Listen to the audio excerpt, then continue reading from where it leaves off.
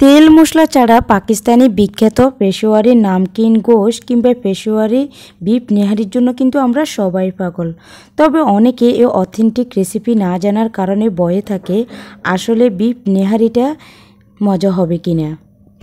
তাদের জন্য আজকে আমার এই রেসিপি। আর একবার এই রেসিপি ফলো করে পেশোয়ারি নামকিন বিফ নেহারিটা তৈরি করে দেখবেন সারা জীবনের স্বাদ আপনাদের মুখে লেগে থাকবে। আসসালামু আলাইকুম everyone, welcome to Asma kitchen and blog. Peshawari নামকিন বিফ নেহারির জন্য ফার্স্টে আমি এখানে কয়েকটা পায়া নিয়ে নিলাম। আর পায়াগুলো আমি কিছুটা ছোট এবং কিছুটা বড় সাইজে নিয়ে নিলাম। আর আগে থেকে আমি পায়াগুলো ভালোভাবে পানি দিয়ে ধুয়ে ক্লিন করে নিলাম। এখন আমি পায়ার সাথে কিছুটা চামড়া এবং জিহ্বা ব্যবহার করব। সাধারণত আমরা নেহারি রান্না করার সময় পায়ার সাথে জিহ্বা এবং চামড়াটাই বেশি ব্যবহার করি। চাইলে তোমরা চামড়া এবং জিহ্বার বদল মাংসটাও ব্যবহার করতে পারো।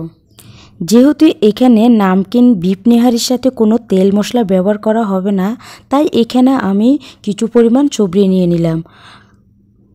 আর অবশ্যই এই পেশোয়ারি বিফ নেহারির জন্য কিন্তু চবড়িটা ব্যবহার করতে হবে। প্রথমে নেহারির সঙ্গে আমি 1 চা চামচ লবণ দিয়ে দিলাম। লবণটাকে নেহারির সঙ্গে খুব ভালোভাবে মাখিয়ে নেব। এরপর নেহারিগুলোকে আমি 30 মিনিটের জন্য রেস্টে রেখে দেব।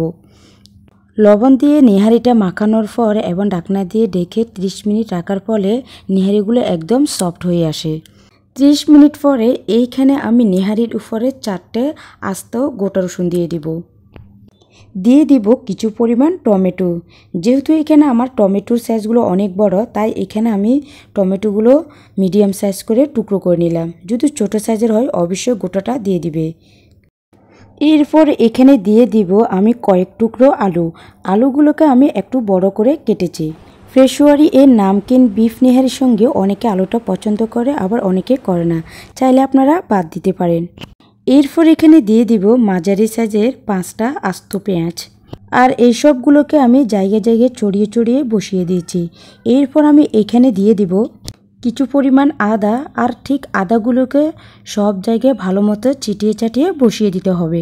আদাগুলোকে আমি এখানে পাতলা স্লাইস করে কেটে নিলাম। এরপর আমি এখানে দিয়ে দিব আস্ত গোটা কাঁচামরিচ।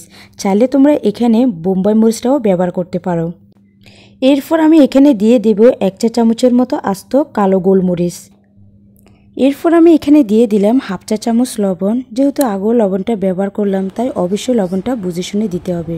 সর্বশেষ আমি এখানে দিয়ে দিলাম 1 চা চামচের মতো ঘি। এই ঘিটা দেওয়ার পরে ভালো একটা ফ্লেভার আসে। এখন কিন্তু এখানে আর কিছু ব্যবহার করা হবে না। সর্বশেষ আমি ফ্যানটাকে চুলায় বসিয়ে দিলাম।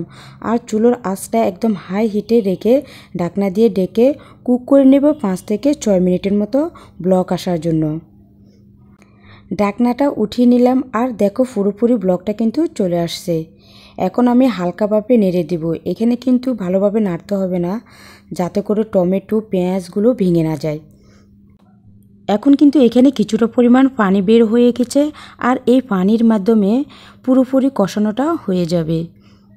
আমি 4 মিনিটের মতো এগুলোকে কষিয়ে নেওয়ার পর এবার নেহারিগুলোকে সিদ্ধ করার জন্য এখানে পরিমাণ মতো দিয়ে দেব ফুটন্ত গরম পানি। পানির পরিমাণটা এইভাবে দিতে হবে, নেহারিগুলো ভালোভাবে সিদ্ধ হয়ে যাবে, আবার অনেকটা গ্রেভিও থাকবে। আর এই রান্নাটার মধ্যে আমার সবচেয়ে পছন্দ হচ্ছে গ্রেভি। আর এই গ্রেভিটা কিন্তু অনেক মজা লাগে। এই পেশোয়ারি বিফ নেহারিটা কিন্তু ঢাকায় এখন বিখ্যাত। আমি কিন্তু এইখানে ঢাকনা দিয়ে ডেকে রান্নার পুরোপুরি ব্লক নিয়ে আসলাম। আর ঢাকনাটা উঠানোর পর দেখো চবড়িটা গলে কিন্তু অন্যরকম কালার চলে আসছে। আর রান্নাটা যখন পুরোপুরি হয়ে আসবে তখন কিন্তু আরও সুন্দর একটা কালার আসবে। আমি আবারও ঢাকনা দিয়ে ডেকে প্রায় আধা ঘন্টার মতন কুক করে নেব। এই সময় চুলোর আঁচটা একদম কিন্তু কমিয়ে দিলাম। এটা কিন্তু দমিয়ে রান্না করতে হয়, যাতে করে ভালোভাবে পুরো নেহারিগুলো সিদ্ধ হয়ে আসে।